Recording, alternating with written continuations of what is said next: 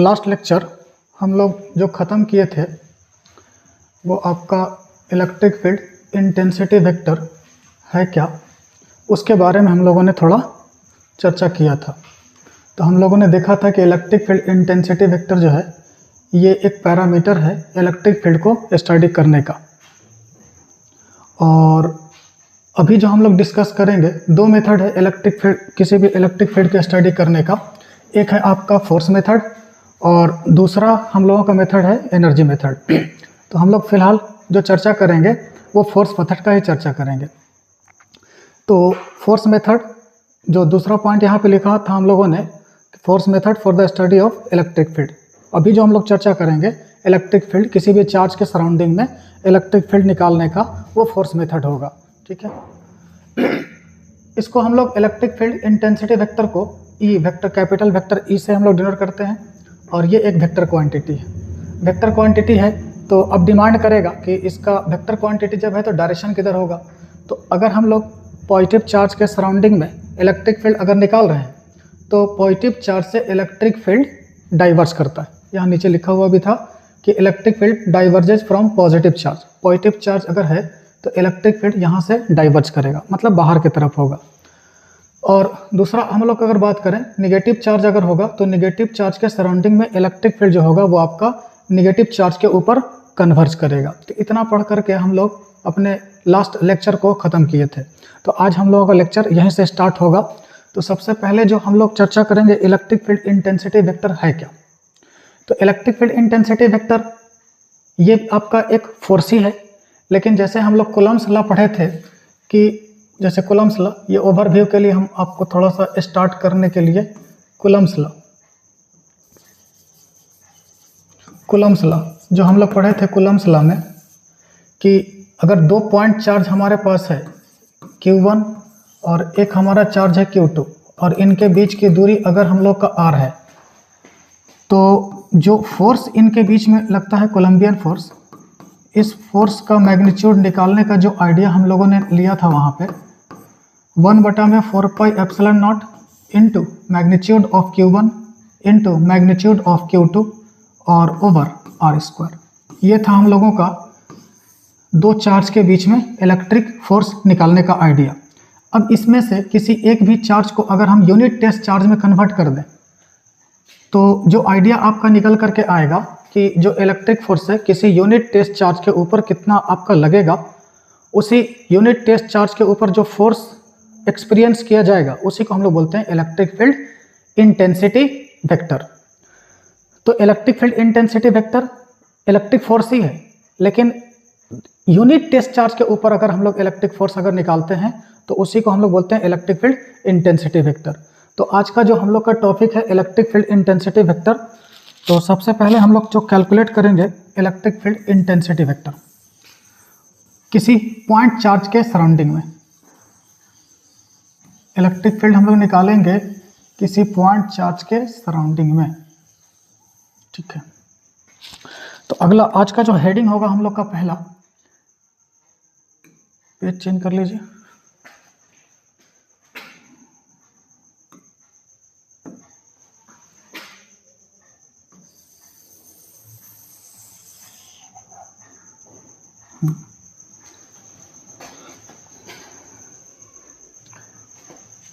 Electric field intensity vector.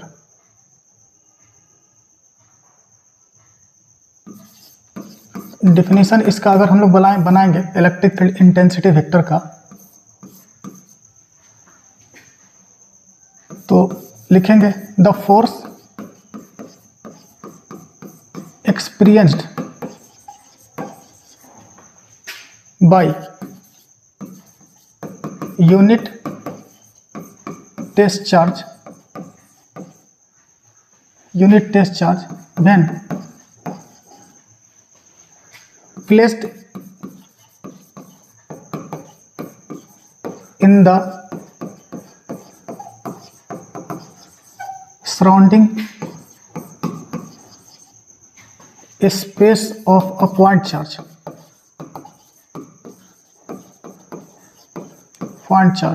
called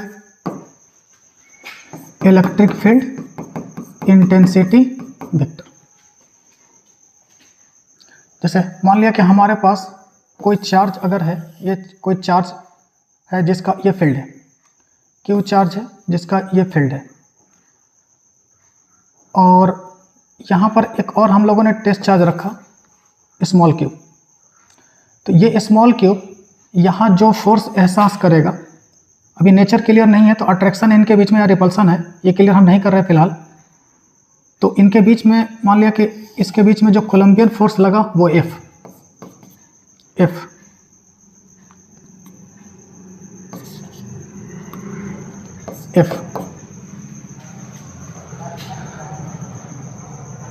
तो electric field intensity vector हम लोग जब यहाँ से निकालेंगे तो पहले एज्यूम कर लेते हैं, let F be the force experienced by और टेस्ट चार्ज Q। इसलिए अगर हम लोग का एजम्पशन है कि F जो है एक Q चार्ज के सराउंडिंग में एक स्मॉल q अगर हम लोग रखेंगे तो ये फोर्स अगर F एहसास करेगा तो इस जगह पर, चूंकि यहाँ डेफिनेशन ही क्लियर कर रहा है कि यूनिट टेस्ट चार्ज होना चाहिए, तो यूनिट टेस्ट चार्ज हम लोग के पास एग्जिस्ट नहीं करता है, तो कोई भी टेस्ट चार्ज यहाँ पे रख लेंगे और इसको यूनिट बनाने के लिए ही हम लोग Q से इसमें डिवाइड लगा देंगे। तो जैसे अगर मान लिया कि 2 को अगर हमको 1 बनाना है तो 2 में 2 से अगर डिवाइड कर लें तो ये 1 बन जाता है। तो उसी तरीक़े से अगर हमको Q को 1 अगर बनाना अगर है तो Q पर हम लोग फोर्स निकाल देंगे और फिर Q से ही डिवाइड कर देंगे। Q से डिवाइड करेंगे तो इससे क्लियर हो जाता है कि हम लोगों का अब ये टेस्ट चार्ज में कन्वर्ट हो गया।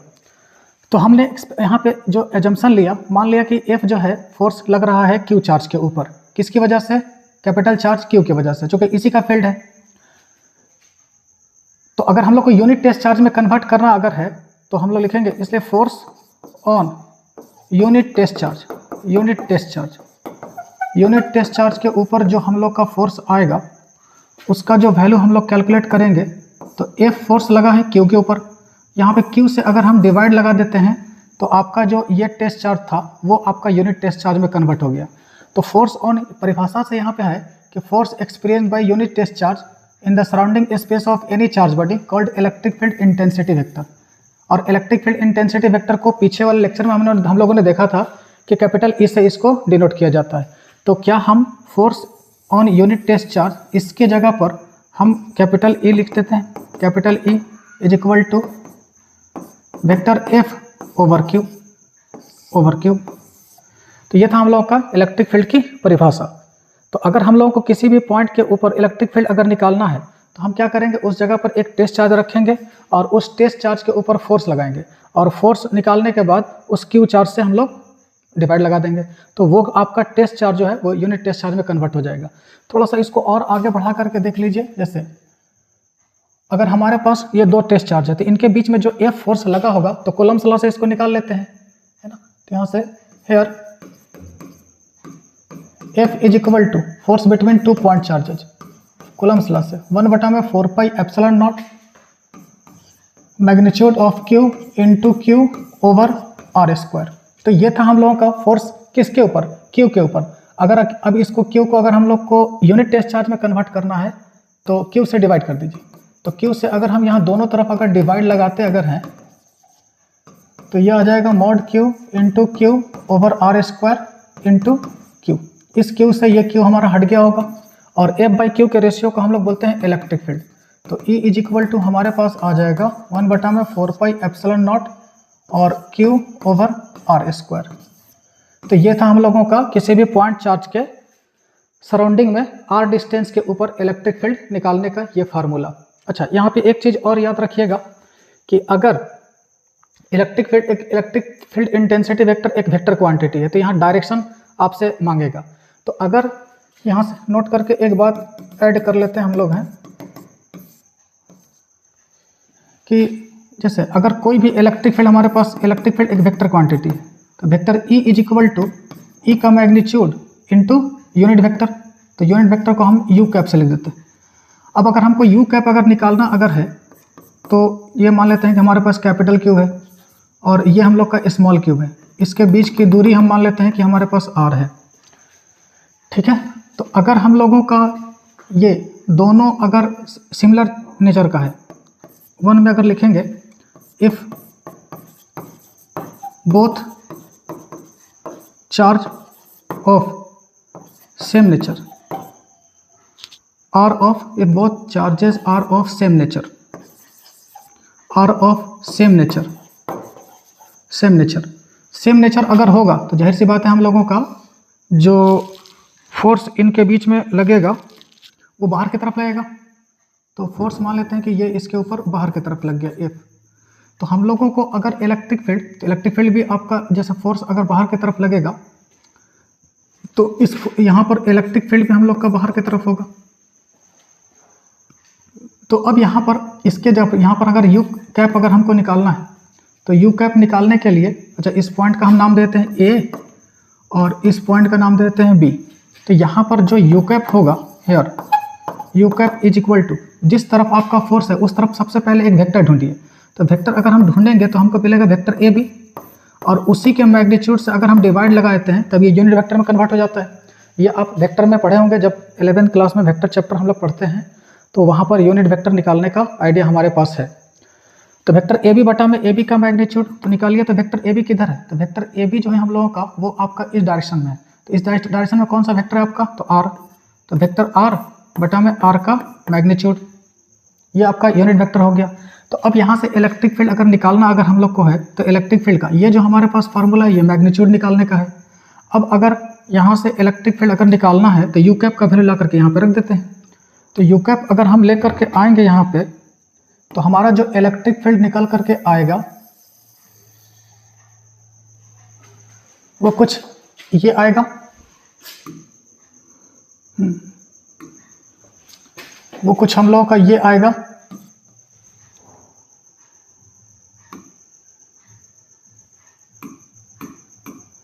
हाँ।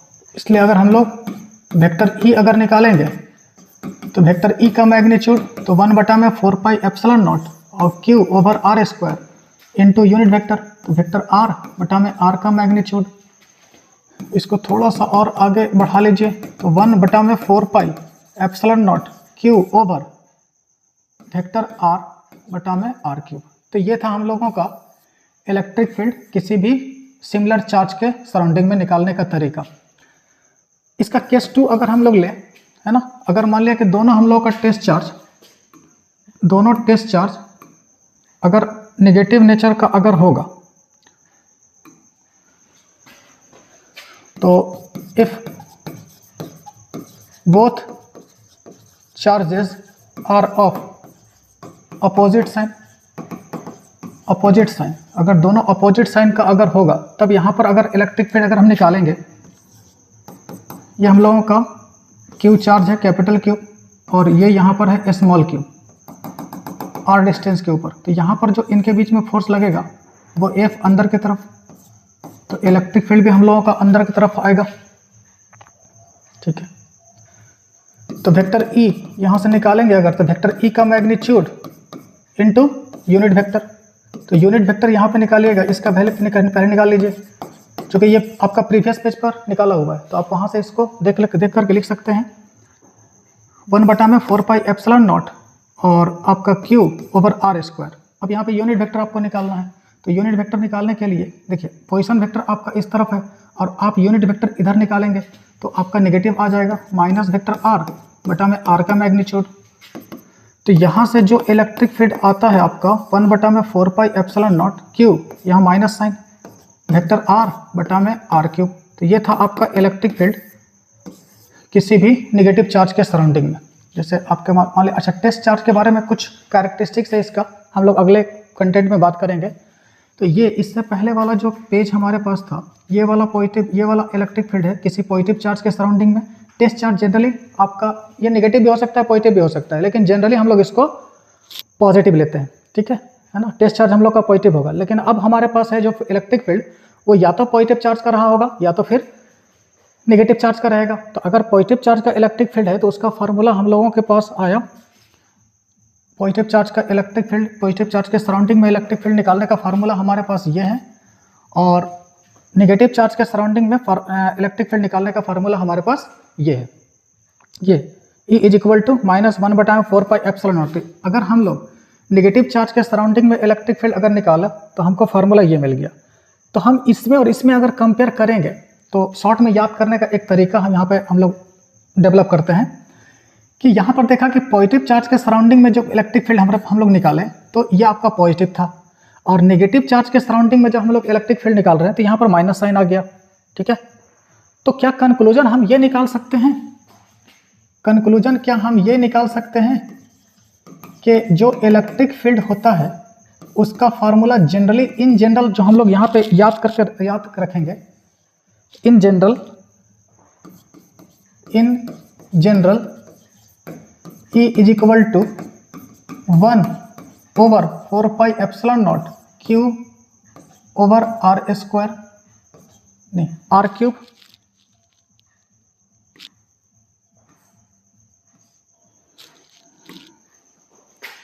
Q ओवर वेक्टर R बटा में R क्यूब। ठीक है, यहाँ एक चीज नोटिस करके रखिएगा कि देखिए यहाँ पर हम लोग जब देखा तो प्लस और माइनस दोनों आया, तो हम लोग यहाँ पे ये यूज करेंगे, here remember that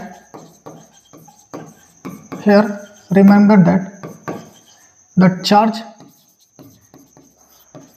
particle must be placed with proper sign.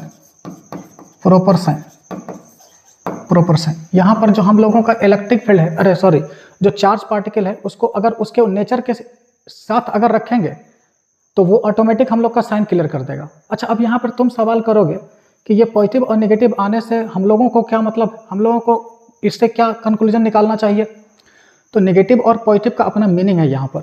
अच्छा, एक चीज़ यहाँ पर और लिखिए, अगर हम लोगों को मैग्नीट्यूड अगर निकालना है इलेक्ट्रिक फील्ड का, वेक्टर ई का अगर हमको मैग्नीट्यूड अगर निकालना अगर है तो ये आएगा 1/4πε0 Q वेक्टर आर का मैग्नीट्यूड बटा में आर क्यूब। आर का मैग्नीट्यूड अगर लिखेंगे तो ये हमारे पास आएगा 1/4πε0 Q आर का मैग्नीट्यूड आर, तो एक आर से एक आर आपका कट जाएगा तो नीचे बच जाएगा आर स्क्वायर। तो वेक्टर ई का जो मैग्नीट्यूड हमारे पास आया किसी भी पॉइंट चार्ज के सराउंडिंग में, मैग्नीट्यूड के लिए फार्मूला हम लोग ये याद रखेंगे। और अगर वेक्टर में अगर हम लोगों को इलेक्ट्रिक फील्ड इंटेंसिटी वेक्टर पूछेगा तो हम लोग यहाँ लिखेंगे 1/4πε0 Q वेक्टर आर बटा में are cube.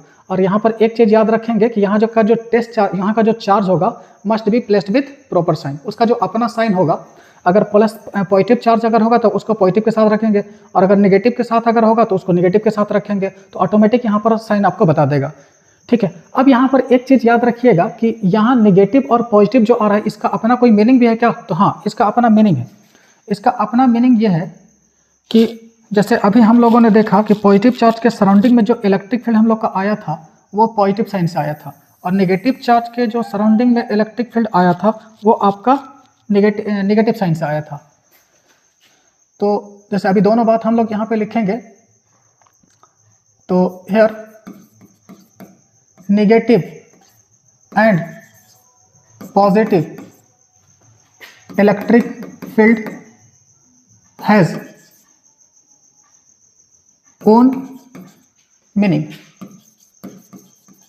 has own meaning, has own meaning used to define the direction of electric field in the surrounding space of a charge body, point charge. In the surrounding space of point charge, point charge। तो ठीक है, negative और positive जो है ये इसका अपना meaning है, इसको यूज करते हैं हम लोग हैं यूज टू डिफाइन, अच्छा डिसाइड लिख देते हैं हम लोग, यूज टू डिसाइड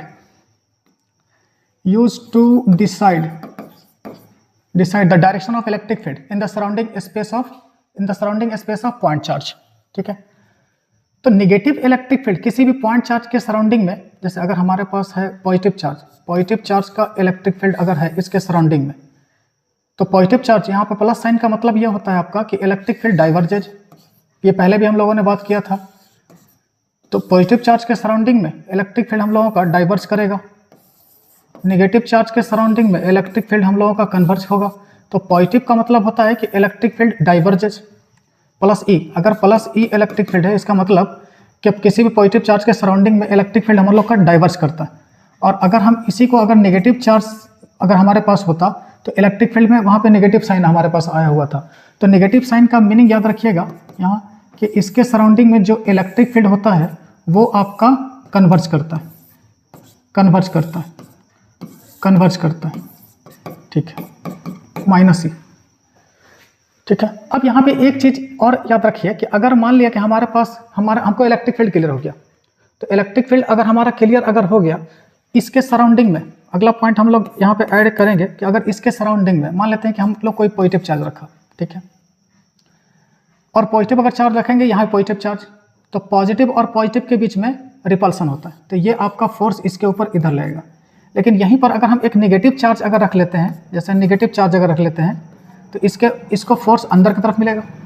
अच्छा, इसमें देखिए तो अगर इसके नेगेटिव चार्ज के सराउंडिंग में अगर कोई पॉजिटिव चार्ज अगर हम रखते हैं तो जो इसके ऊपर फोर्स मिलेगा वो अंदर की तरफ मिलेगा, क्योंकि नेगेटिव और पॉजिटिव के बीच में अट्रैक्शन होता है। अगर इसके सराउंडिंग में अगर हम नेगेटिव चार्ज अगर रखते हैं तो यहाँ पर इसको जो फोर्स मिलेगा ये बाहर की तरफ मिलेगा। तो देखिए तो दोनों में कंपेयर कीजिए, पॉजिटिव चार्ज को जो फोर्स मिला इलेक्ट्रिक फील्ड डाइवर्स कर रहा है ना, तो इलेक्ट्रिक फील्ड डाइवर्स कर रहा है, इसका मतलब कि पॉजिटिव चार्ज को किसी भी इलेक्ट्रिक फील्ड में अगर रखेंगे तो इलेक्ट्रिक फील्ड का जो डायरेक्शन होता है फोर्स उसको उधर ही मिलेगा। अच्छा, इसमें भी दोनों जगह पे कंपेयर कर लीजिए, एक जगह पर जहां पर इलेक्ट्रिक फील्ड हमारा डाइवर्स कर रहा है और दूसरी जगह जहां पर हम लोग का इलेक्ट्रिक फील्ड कन्वर्ज कर रहा है, ठीक है। तो डाइवर्स कर रहा है तो यहाँ पॉजिटिव चार्ज अगर इसके सराउंडिंग में अगर रखा तो इसको फोर्स इलेक्ट्रिक लाइन्स देखिए बाहर की तरफ है, तो फोर्स भी इसका बाहर की तरफ है। यहाँ पर देखिए तो इलेक्ट्रिक लाइन्स अंदर की तरफ है, तो फोर्स भी इसका अंदर की तरफ है। नेगेटिव चार्ज को नोटिस कीजिए, नेगेटिव चार्ज को अगर हम यहाँ पर देखेंगे तो नेगेटिव चार्ज को फोर्स देखिए, इलेक्ट्रिक लाइन्स आपका बाहर की तरफ है, नेगेटिव चार्ज को फोर्स अंदर की तरफ है, यानी कि इलेक्ट्रिक लाइन्स के इलेक्ट्रिक फील्ड के जस्ट अगेंस्ट अपोजिट में है। यहाँ चेक कीजिए तो नेगेटिव चार्ज इलेक्ट्रिक लाइन्स अंदर, आपका फोर्स आपका बाहर। तो यहाँ से कंक्लूजन ये निकला कि किसी भी इलेक्ट्रिक फील्ड में अगर पॉजिटिव चार्ज अगर रखते हैं तो क्या है, पॉजिटिव चार्ज अगर रखते हैं तो पॉजिटिव चार्ज को जो फोर्स मिलता है वो इलेक्ट्रिक फील्ड के डायरेक्शन में मिलेगा, और अगर हम लोग किसी नेगेटिव चार्ज को अगर रखते हैं तो जो उसको इलेक्ट्रिक फोर्स मिलने वाला है वो इलेक्ट्रिक लाइन्स के जस्ट अपोजिट में मिलेगा। तो यहाँ कंक्लूजन याद रखिएगा इस पॉइंट में कि when a positive charge placed in an electric field, then it experiences a force in direction of electric field intensity vector, यानी कि इलेक्ट्रिक फील्ड इंटेंसिटी वेक्टर का जिधर डायरेक्शन अगर होगा पॉजिटिव चार्ज को फोर्स उधर ही मिल रहा है ना। वाइल जबकि negative charge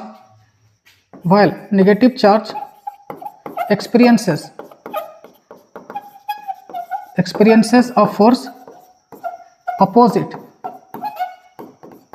opposite to electric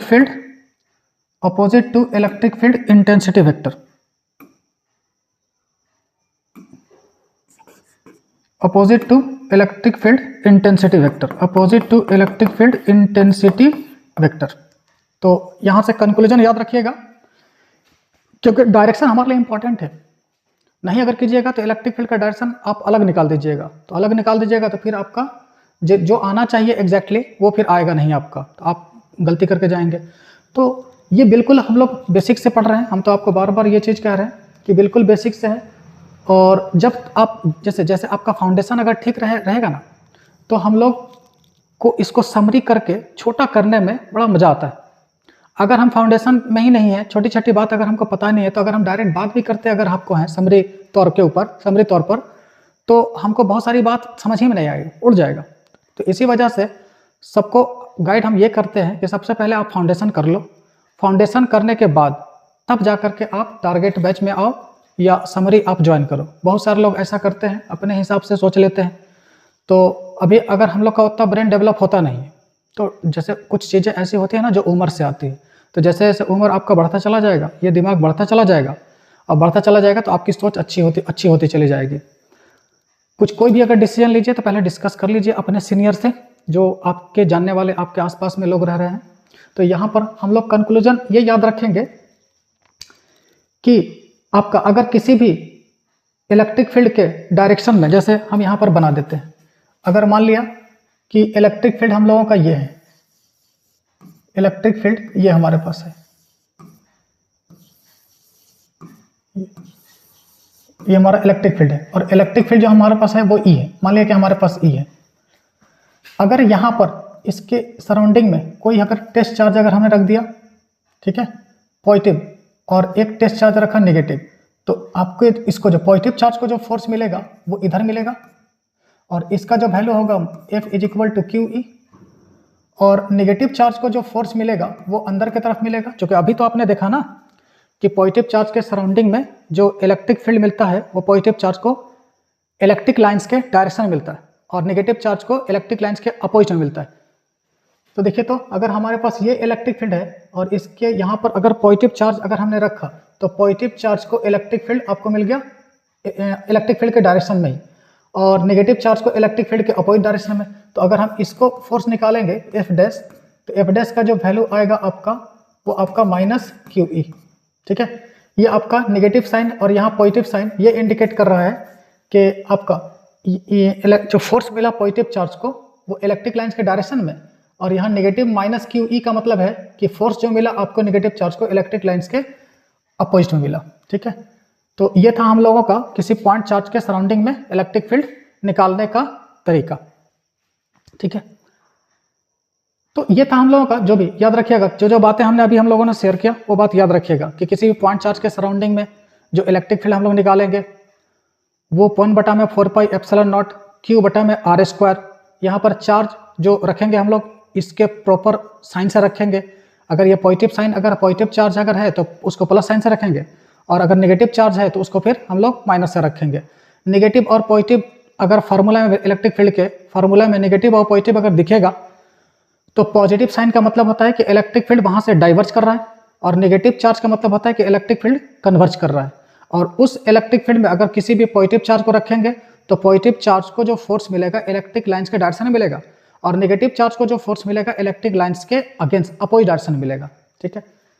यहां तक हम लोगों का इलेक्ट्रिक फील्ड निकालने का तरीका सीख लिया।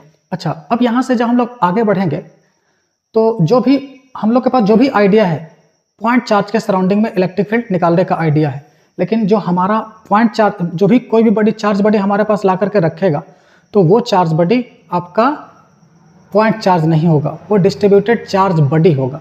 तो चार्ज बॉडी के सराउंडिंग में अगर हम लोग को इलेक्ट्रिक फील्ड इंटेंसिटी वेक्टर अगर निकालना पड़ेगा, तब फिर चूंकि आइडिया देखिए, बेसिक आइडिया है पॉइंट चार्ज के सराउंडिंग में ही इलेक्ट्रिक फील्ड आप निकाल सकते हैं फिजिक्स से। फिजिक्स आपको इलेक्ट्रिक फील्ड इंटेंसिटी वेक्टर किसी भी पॉइंट पर किसी पॉइंट चार्ज के सराउंडिंग में निकालने का आइडिया ही देता है। लेकिन अगर आपको किसी चार्ज बॉडी, जैसे अगर हम लोग मान लें यहाँ से कि अगर हमको इलेक्ट्रिक फील्ड निकालना है किसी रिंग के ऊपर अगर हम लोग का चार्ज यहाँ बांट दिया है, चार्ज डिस्ट्रीब्यूट कर दिया है, तो अब तो ये पॉइंट चार्ज नहीं है ना, अब तो ये पॉइंट चार्ज नहीं है। या हो सकता है कि हमारे पास कोई आपका चार्ज सीट है, इसके सरफेस के ऊपर चार्ज हम लोग का बांट दिया, ठीक है, इसके सरफेस के ऊपर चार्ज बांट दिया। हम लोगों से जो इलेक्ट्रिक फील्ड निकलवाएगा वो ऐसा ही इसी बॉडी का निकलवाएगा। अच्छा, हो सकता है कि हम लोगों का किसी आपका सर्कुलर चार्ज डिस्क के सराउंडिंग में निकलवा ले, या हो सकता है कि हम लोग को इलेक्ट्रिक फील्ड किसी रॉड के सराउंडिंग में निकलवाए, रॉड के सराउंडिंग में, या हो सकता है कि इलेक्ट्रिक फील्ड हम लोगों का किसी इनफाइनाइट चार्ज रॉड के सराउंडिंग में निकलवाए, ठीक है, या हो सकता है कि इलेक्ट्रिक फील्ड हम लोगों को किसी सेमी इनफाइनाइट चार्ज रॉड के सराउंडिंग में। देखिए, ये सब हम लोग के कंसेप्ट में है, यही हम लोगों के सिलेबस में है। तो फिजिक्स जो भी आइडिया प्रोवाइड करेगा आपको वो पॉइंट चार्ज के सराउंडिंग में इलेक्ट्रिक फील्ड निकालने का आइडिया है। और हम लोगों को जो इलेक्ट्रिक फील्ड इंटेंसिटी वेक्टर निकालना है इस तरह के चार्ज के डिस्ट्रीब्यूटेड बॉडी, इस तरह के डिस्ट्रीब्यूटेड चार्ज बॉडी के सराउंडिंग में निकालना है। तो इसके लिए हम लोग 2 मेथड पढ़ेंगे। तो अभी तो हम पहले ही चर्चा कर चुके हैं कि हम लोग फोर्स मेथड पे बात करेंगे। तो जो भी हम लोग आइडिया अभी से निकालेंगे फोर्स मेथड पर, देखिए जितने भी पॉसिबल आइडियाज हैं वो सबके ऊपर आप वर्क कीजिए। सबसे आपको कौन सा मेथड कहाँ पे काम आता है, एक से ज़्यादा मेथड हम लोग रखते हैं। कोई मेथड कैसे आपका शॉर्ट होता है, ठीक है। अच्छा, यहाँ पर बॉडी हमारे पास जो जो पढ़ना है, ये आपका सेमी इनफाइनाइट चार्ज रॉड है, ये इनफाइनाइट चार्ज रॉड है, या हो सकता है कि हम लोग का हॉलो डिस्ट्रीब्यूटेड चार्ज बॉडी है, यानी कि एक फुटबॉल का सरफेस का कोई हम लोग का है, उसके ऊपर, उसके सरफेस के ऊपर चार्ज है, इसके सराउंडिंग में भी हमको इलेक्ट्रिक फील्ड निकालना पड़ेगा। या हो सकता है कि हम लोग का सॉलिड चार्ज स्फीयर है। सॉलिड चार्ज का मतलब आप समझते हो कि आपका अंदर लेकर अंदर से बाहर तक, जैसे हॉलो स्फीयर का मतलब होता है कि अंदर में हम लोग का एयर है, हॉलो स्फीयर का मतलब होता है अंदर में हमारे पास एयर है और सरफेस जो है गोल है, तो गोल सरफेस के ऊपर चार्ज बटा हुआ है। अच्छा, एक है हमारे पास सॉलिड स्फीयर, तो सॉलिड स्फीयर का मतलब होता है कि जो इसका वॉल्यूम है, वॉल्यूम के ऊपर भी चार्ज है, वहाँ पर उसका वॉल्यूम में एयर है, तो वहाँ पर चार्ज होगा नहीं आपका, तो सिर्फ सरफेस पर होगा। तो हम लोगों को जो निकालना है इलेक्ट्रिक फील्ड इंटेंसिटी वेक्टर, तो इलेक्ट्रिक फील्ड इंटेंसिटी वेक्टर इतने बॉडी के सराउंडिंग में हम लोग निकालेंगे 1 बाय 1 करके। और इस बार जो जेई आपका सवाल पूछा है ना, वो भी हम लोग डिस्कस करेंगे, लेकिन पहले हम लोग अपना जैसे बेस तैयार कर लें कि सवाल अगर पूछेगा, हमारे पास हथियार ही नहीं है, तो फिर हम यूज़ क्या करेंगे उसको सॉल्व करने के लिए, ठीक है। तो और ये अच्छा, एक चीज़ और, यहाँ पर हम लोग को सबसे किसी भी के सराउंडिंग में अगर हम इलेक्ट्रिक फील्ड निकालेंगे, तो इलेक्ट्रिक फील्ड किसी सराउंडिंग बॉडी के अंदर यहाँ पे ग्राफिकल रिप्रेजेंटेशन भी हम लोगों से पूछता है। तो अगर हम इसका ग्राफ अगर देखें, कोई पॉइंट चार्ज हमारे पास है, अगर हम इसके सराउंडिंग में अगर हम इलेक्ट्रिक फील्ड अगर देखें, ग्राफ तो बहुत आपको अच्छा रखना पड़ेगा, क्योंकि ग्राफ से क्वेश्चन उठाता ही ये लोग। तो ग्राफ अगर आपका ख़राब अगर है, तो जाकर के पहले 11th क्लास में आपको ग्राफ पढ़ना पड़ेगा, जो बेसिक ग्राफ है। यहाँ पर आपका छोटा छोटा जो भी ग्राफ है, इक्वेशन देख करके हम लोग ग्राफ बनाते हैं। जैसे अभी हम लोगों ने किया क्या, एक पॉइंट चार्ज है, ये पॉइंट चार्ज है, इसके सराउंडिंग में हम लोगों को इलेक्ट्रिक फील्ड निकालना है। इसके सराउंडिंग में ई पॉइंट पर हम यहाँ पर मान लेते हैं कि इलेक्ट्रिक फील्ड ई है, तो ई का जो वैल्यू हम लोगों ने निकाला, as we have seen that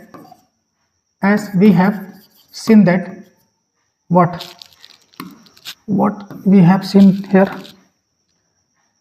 electric field in the surrounding space of a point charge 1/4 pi epsilon naught q/r²। ये था हम लोगों का इलेक्ट्रिक फील्ड। अभी हम लोग जस्ट निकाल करके ही आ रहे हैं, है ना आपने। अच्छा, एक चीज़ और, नोट्स आप लोग बहुत अच्छा प्रिपेयर कीजिएगा। नोट्स जितना अच्छा प्रिपेयर्ड है, आपको रिवीजन करने में मज़ा आएगा, उसका समरी बनाने में मज़ा आएगा। और समरी जब आपका रहेगा, पहले तो आप पूरा पढ़ लो, फिर उसके बाद इस तरीके से अपने कॉन्सेप्ट को पढ़िए कि अगर हमको वो जैसे एक लाइन अगर दिख जाए ना, तो पूरा कॉन्सेप्ट हमको याद आ जाना चाहिए। समरी का मतलब यही होता है कि हमारे पास जो उसका मेन पॉइंट है, वही हम लोग निकाल करके अलग रखते हैं। सवाल वो समरी ही बनवाएगा, लेकिन उस समरी के बैकग्राउंड में जो भी बातें होती है वो हमारे दिमाग में चलना चाहिए। अगर नहीं चलेगा तो फिर सवाल बनाना इतना आसान नहीं है, ठीक है।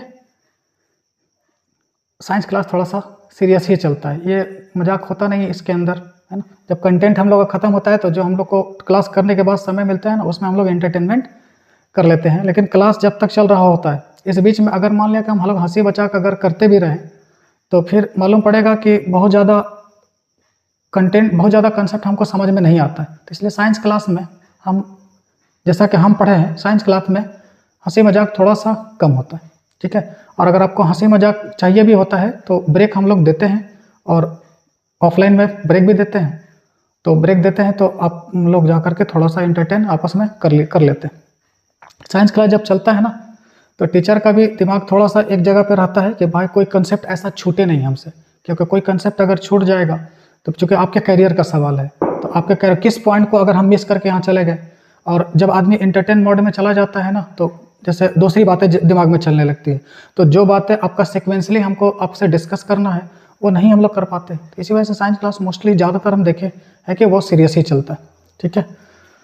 आप लोग भी आराम से बैठिए, जो भी देख रहे हैं पूरा कंटेंट देख लीजिए, नोट्स आराम से बना लीजिए, और नोट्स बनाने के बाद फिर जैसे ही हम अपना सिलेबस ख़त्म करेंगे, ख़त्म करने के बाद जब इसका समरी बनाएंगे, उसके बाद जब क्वेश्चन ऐड करेंगे PYQ प्रीवियस ईयर के, तब आपको मज़ा आएगा कि हम लोगों ने क्या मेहनत किया था और इससे हमको क्या मिला, ठीक है। अब इसका अगर हम लोग ग्राफ अगर खींचते भी हैं, तो यहाँ पर देख रहे हैं कि Q और ये आपका कांस्टेंट है, वेरिएबल तो हमारा R है। चूँकि अलग अलग पॉइंट पर देखिए, E जो है ना, E फंक्शन है किसका, E फंक्शन है हम लोगों के R का फंक्शन है। तो ई जब आर का फंक्शन है तो ई और आर में रिलेशन कैसा है, यहाँ देखिए तो ई और आर में, ये आर तो हम लोग का इसका डेनोमीटर में है, इसका मतलब यहाँ से जो हमारे पास आया कि ई और आर में इन्वर्स रिलेशन है, इन्वर्स रिलेशन है।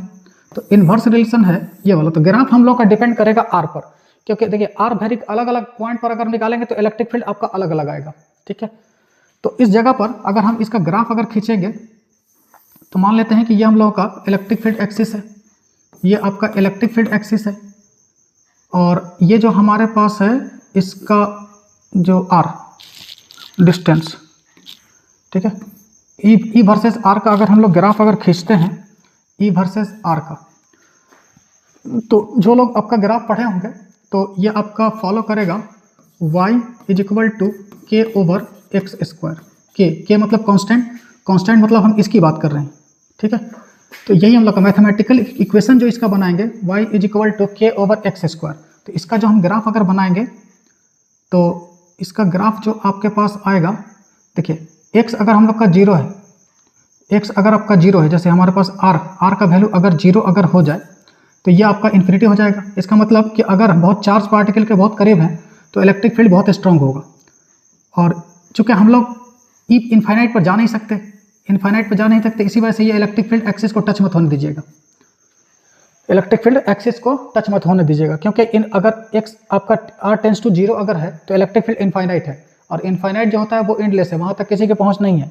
तो हमारा जब r टेंस टू 0 अगर होगा तो इलेक्ट्रिक फील्ड इनफाइनाइट शो करेगा, तो इनफाइनाइट तक हमारी पहुँच नहीं है, इसी वजह से इलेक्ट्रिक फील्ड एक्सिस को टच मत होने दीजिएगा, ठीक है, टेक्निकल एरर हो जाएगा।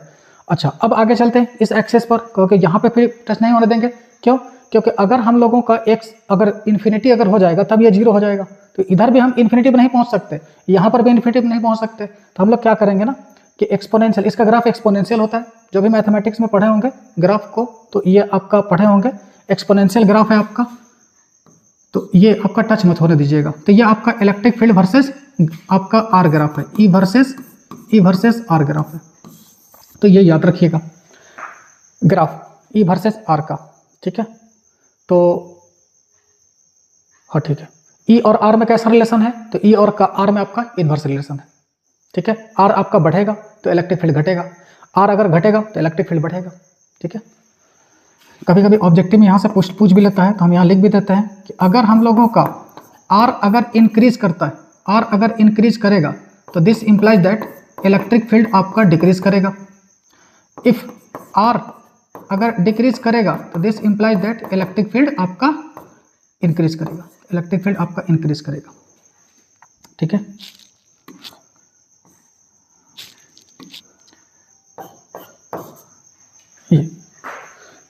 ये कभी कभी भी बोर्ड ऑब्जेक्टिव पूछता है, बोर्ड आपको इससे ऑब्जेक्टिव पूछता है कि अगर at the distance from the charge increases electric field option A increases, option B decreases, option C constant, option D पता नहीं, नन ऑफ दिस।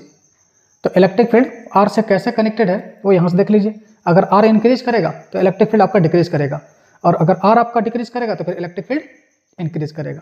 तो ये था हम लोगों का पॉइंट चार्ज के सराउंडिंग में इलेक्ट्रिक फील्ड निकालने का फार्मूला, उसका ग्राफ, ठीक है। और हम लोगों को फिजिक्स जो आइडिया प्रोवाइड करेगा वो किसी पॉइंट चार्ज के सराउंडिंग में ही इलेक्ट्रिक फील्ड निकालने का आइडिया प्रोवाइड करेगा। तो अभी हम जो आपको बड़ी दिखा रहे थे, charge distributed charge rod, ring, hollow sphere, solid sphere, इसके सराउंडिंग में फिर इलेक्ट्रिक फील्ड कैसे निकालेंगे। तो इलेक्ट्रिक फील्ड, चूंकि आइडिया तो आपके पास पॉइंट चार्ज का है, तो पॉइंट चार्ज के सराउंडिंग में अगर हमको इलेक्ट्रिक फील्ड अगर निकालना है तो फिर इस जो डिस्ट्रीब्यूटेड चार्ज बॉडी है उसको कैसे निकालेंगे, तो उसके लिए हमको लेना पड़ेगा सहारा मैथमेटिक्स का। तो आधा जो डेफिनेशन हम लोगों को फिजिक्स से है वो पॉइंट चार्ज का है, और अगर डिस्ट्रीब्यूटेड चार्ज बॉडी के सराउंडिंग में अगर हमको इलेक्ट्रिक फील्ड अगर निकालना पड़ेगा तो फिर हम लोग को सहारा मैथमेटिक्स का लेना पड़ेगा। तो इसके लिए हम लोगों का डिफरेंशिएशन, बेसिक डिफरेंशिएशन और बेसिक इंटीग्रेशन ये हम लोगों के पास होना चाहिए, ठीक है। अगर इंटीग्रेशन चाहे डिफरेंशिएशन का बेसिक नॉलेज नहीं है तो फिर थोड़ा सा परेशान करेगा ये लोग निकालने में, ठीक है। तो यहाँ तक हम लोग पढ़े पॉइंट चार्ज के सराउंडिंग में इलेक्ट्रिक फील्ड निकालने का आइडिया। आप आराम से एकदम जैसे जब तक पढ़ने का मौका मिला आपको है, सब कुछ भूल करके पढ़िए, और पढ़ाई अगर आपके पास है तो आपकी जर्नी आसान भी रहेगी और बहुत लंबा दूरी तय करेगा। लेकिन अगर आपके पास पढ़ाई नहीं है, इसके अलावा मात्र आपके पास कोई ऑप्शन भी नहीं है, अगर आप नहीं पढ़ते हैं तो लाइफ हम लोगों की बहुत स्ट्रगलिंग होता है। और अगर पढ़ लेते हैं अगर हम लोग हैं तो पढ़ लेने के बाद हमारी लाइफ स्ट्रगल तो है ही है, लेकिन स्ट्रगल थोड़ा सा ईजी हो जाता है, क्योंकि हम लोग जैसे पढ़ा लिखा जो ब्रेन होता है ना, वो प्लान अच्छा करता है, किसी भी चीज़ को देख करके प्लान कर देगा। जैसे हम अपने आज को देख करके कल के बारे में सोच सकते हैं कि कल हमारा कैसा होगा। तो पढ़ाई एक वही हथियार हमारे पास है जो कल हम लोगों का मतलब आज जो भी हम लोग करेंगे कल के बारे में प्लान कर सकते हैं कि कल हम लोग का कैसा होगा। ठीक है, तो पढ़ाई का बेसिक जो मकसद है हम लोगों का सोच डेवलप करना। अच्छा, एक बात, सोच डेवलप करना पढ़ाई का मेन मकसद यही है। अब हम लोग अभी कनेक्ट कर लिए हैं इसको जॉब से ही ज़्यादातर, कि पढ़ने का मतलब है जॉब। ठीक है, पढ़ने का तो कनेक्शन है ही, पढ़ने ही पढ़ेंगे तो आपको जॉब नहीं मिलेगा। लेकिन पढ़ाई का जो सीरियसली में जो पहली जो बात हम लोगों को ध्यान में रखनी चाहिए कि हमारी सोच अच्छी होनी चाहिए। हमको अपनी बात जो आपको बतानी है कि अगर जिसको भी आईएससी करने का मौका मिले तो वो जेई और नीट के सिलेबस को टच करें। देखिए, देना है नहीं देना ये बाद में तय कर लेंगे, क्योंकि हमारा मेन जो फंडा है ना, ब्रेन हमारा डेवलप करना चाहिए। तो ब्रेन डेवलप करने के लिए उसको थोड़ा सा सरफेस, उसका जो एरिया है ना, एरिया बढ़ा के वर्क कीजिए। तो जेई और नीट का जो है ना, वो बहुत एडवांस लेवल पर वर्क कराता है दिमाग का, एकदम दिमाग समझिए कि दिमाग को इतना आपके नोचेगा वो कि ना चाहते हुए भी आपकी सोच डेवलप कर जाएगी। तो हमारा अपना मानना है कि जिन लोगों को आईएससी करने का मौका मिले या जो भी पढ़ने का मौका मिले है, दिल खोल के पढ़िए। लेकिन हम गाइड करते हैं, क्योंकि साइंस टीचर हैं, तो हम ये गाइड करते हैं अपने बच्चों लोगों को कि अगर आईएससी करने का मौका मिले तो जेई और नीट का सिलेबस पढ़िए। देना है कि नहीं देना है ये बाद में तय कर लीजिएगा कि हमको देना है कि नहीं देना है। हमको बेसिक जो हमारे दिमाग में होना चाहिए कि हमको मेरा दिमाग जो है ना डेवलप होना चाहिए, पहला पॉइंट। दूसरा, अगर हमको बीएससी करने का अगर हमको मौका मिलता है तो हम हमेशा यूपीएससी के सिलेबस को पढ़िए। समझ गए? जब भी आप बड़ा करके अगर पढ़ते हैं ना, तभी हम लोग का ब्रेन खुलेगा। तो जिस भी अगर आप काम को करते अगर है ना, तो बहुत सारी प्लानिंग आपके आसपास में चलने लगेगा कि हम यहाँ से इस चीज़ को प्लान कर सकते हैं, इस चीज़ को प्लान कर सकते हैं। तो बीएससी करने का मिले अगर, तो यूपीएससी के सिलेबस को टच कीजिए, टच करके पढ़िए। मेहनत तो करना है और तो कुछ करना नहीं है। यहाँ पे पैसा लगाने वाले पेरेंट्स हैं पीछे बैठे हुए, मेहनत कराने के लिए, दिशा दिखाने के लिए टीचर हैं आपके पास। आपको एक जगह रुक करके बस समय दे करके आपको थोड़ा सा हार्ड वर्क कर देनी है। हम पहले ही बोल रहे हैं आपको, जेई नीट देना है चाहे मत देना है, लेकिन सिलेबस उसी का पढ़िए। समझ गया? यूपीएससी देना है कि नहीं देना है, बीएससी अगर करने को मिले, यूपीएससी देना है चाहे नहीं देना है, मगर यूपीएससी का सिलेबस पढ़िए। इसको डेवलप होना चाहिए। ये डेवलप हो गया हमारा, तो हम लोगों की लाइफ किसी भी फील्ड में अगर एंटर करेगा, ब्रेन डेवलप है, वो आपका रास्ता ऑटोमेटिक आसान करा देगा, आपकी सोच अगर अच्छी हुई तो।